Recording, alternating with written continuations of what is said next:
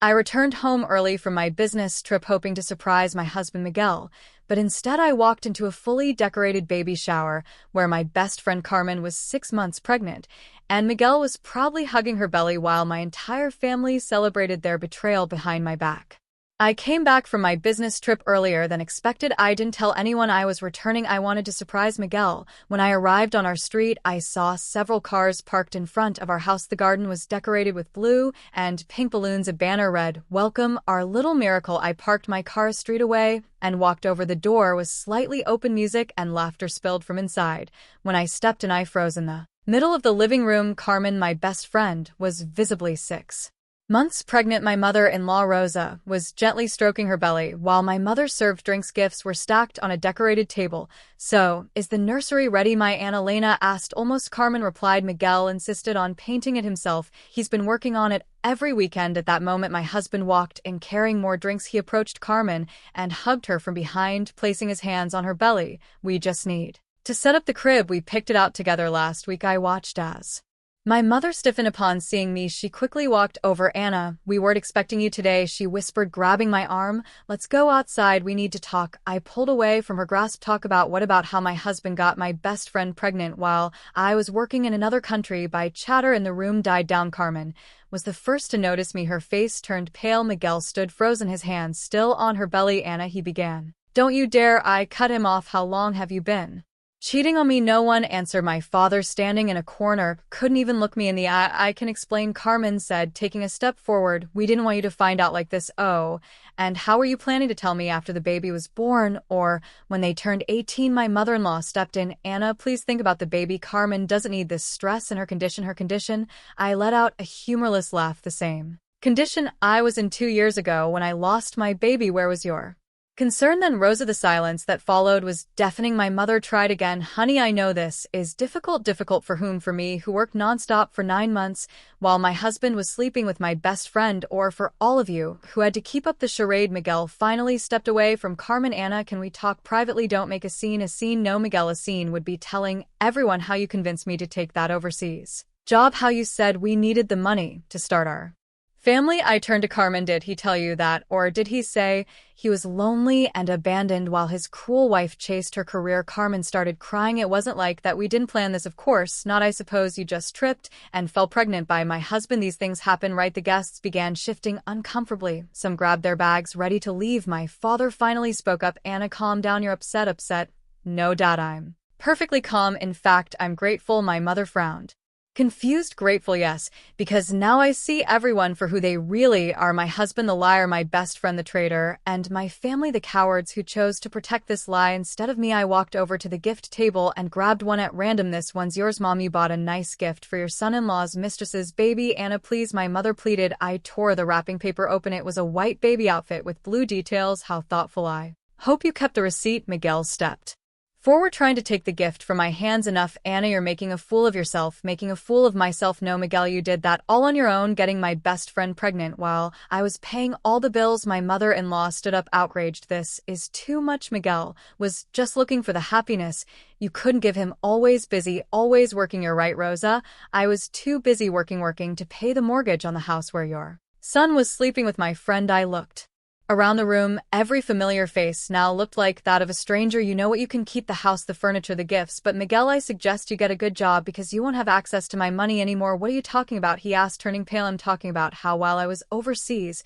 I wasn't just working, I was also consulting a lawyer. I have proof of every penny I spent on this house, on you, on our marriage." I walked out of that house without looking back. My hands were shaking. My breathing was erratic, but I refused to break down in front of them. They didn't deserve to see my tears. I walked away, ignoring the curious stares from the neighbors who had probably heard every word of the scene that had just unfolded. I got into my car and slammed the door shut. My hands gripped the steering wheel so tightly that my fingers turned white. My vision was blurred, but I refused to cry. I started the engine and just drove. No destination, no direction, just getting away from that nightmare. My phone was flooded with messages, missed calls from my mother, texts from Miguel, even Carmen. "Please, Anna, we need to talk. This wasn't supposed to happen this way. You don't understand the whole situation." "Oh, I understood perfectly. I understood that while I was working to support my home, my family, my marriage, they were together. I understood that every time Miguel called me saying he missed me, it was a Blatant lie. I understood that every time Carmen said she was busy and couldn't talk, it was because she was busy with him. A bitter taste filled my mouth. Disgust at myself for not seeing it sooner. After driving for a while, I pulled into the parking lot of a random hotel. I needed a place to breathe. I wasn't going back to that house that now stood as a monument to my humiliation. I walked to the front desk and booked a room for a few days. The receptionist gave me a strange look, probably because of my disheveled appearance, but handed me the key without asking questions. A moment I stepped inside the room, I locked the door and collapsed onto the bed. Only then did the weight of everything crush me. I curled up, hugging myself, and let the tears fall, tears of rage, of disgust, of a deep suffocating pain that squeezed my chest. But I couldn't stay like this forever. I had to do something. The next morning I went straight to my lawyer's office. He already knew about my situation and had all the necessary documents ready to ensure that I got out of this mess with as little damage as possible. I want to start the process today, I said firmly. Divorce, property division, everything. And I wanted to be clear that Miguel won't see a single cent of my money. He nodded. You have more than enough evidence to contest any claim he might make. The house is in your name, all the expenses we covered by you. He has no rights to anything. I took a deep breath. Good, then let him find out the hard way. I walked out of the office feeling an odd sense of relief. For the first time in a long time, I felt like I was in control of my own life. My phone buzzed. Miguel. I ignored it. Minutes later, a message popped up. We need to talk, please, Anna. I only responded with talk to my lawyer. Days passed, and the calls and messages didn't stop until one afternoon, while I was having coffee at a cafe near the hotel, someone approached my table. Miguel. He looked awful. Deep eye bags, messy hair, but I felt no sympathy. Anna, please. He sat across from me without being invited. I didn't want you to find out like that. I crossed my arms. Oh, but how did you want me to find out? With an invitation to the baby shower. He ran a hand over his face, exhausted. This isn't how I wanted things to happen. I made a mistake. A mistake. Getting my best friend pregnant was a mistake. No, Miguel. It was a choice. You chose to sleep with her. You chose to lie to me. You chose to let everyone cover for you. He lowered his head. I was lonely, Anna. You were never here. You were always traveling, always busy with work. I let out a bitter laugh. And why was I busy, Miguel? Because I was the one paying for our damn house while you sat at home doing nothing. He said, nothing. You want to know the most ironic part? One continued. I took that job because I thought we were building something together. I made sacrifices thinking it was for a greater good, but while I was working myself to exhaustion, you were screwing my best friend. He looked at me, desperate. I know I messed up, Anna, but can't we fix this another way? I leaned forward, staring directly into his eyes. We are fixing it. My lawyer has already filed for divorce. You won't get a S from me. And as for that child, I hope you're a good father, because I want you out of my life. Anna, please, it's over, Miguel. I stood up and walked away without looking back. It didn't take long for the news to spread. My real friends, the ones who hadn't betrayed me, stood by my side, and my family, oh, they tried to reach out. My mother called me multiple times trying to justify everything. We didn't want to hurt you, sweetheart. It was complicated for all of us. You need to forgive. No, I moved on. Over time, I rebuilt my life. I left that hotel and bought myself a new apartment. I focused on my career, my future.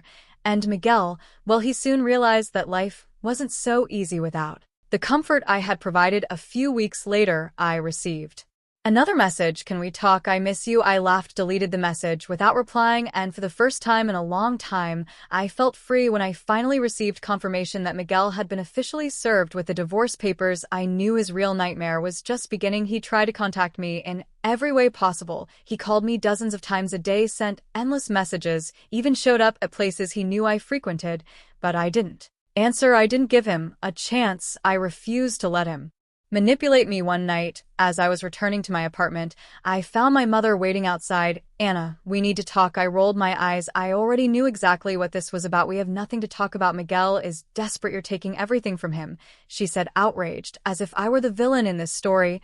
I crossed my arms. Oh, now, HEK the victim, honey. He made a mistake, but that doesn't mean you should ruin his life. I let out a humorless laugh. He ruined my life, Mom. He cheated on me, got my best friend pregnant, and all of you covered for them, and now you have the nerve to tell me that I'm being cruel. She sighed, reaching for my hand, but I pulled away. What you're doing to him, this isn't right. Anna, anger burned in my chest. Oh, you want to talk about what's right? Was it right for me to pay for the mortgage alone while he was screwing my best friend? Was it right that I worked my ass off while he played the perfect husband? Now he gets to deal with the consequences. She looked at me like I was a monster. He has nowhere to go, I shrugged. Not my problem. She shook her head in disbelief. I didn't raise you to be this way, Anna, and I didn't expect my own mother to take the side of a cheating bastard. I turned around and walked into my building without looking back. Days passed, and Miguel's situation only got worse. Since I was the one who had paid for everything, he was now drowning in bills. The mortgage payments were overdue, and without my money to cover them, he quickly spiraled into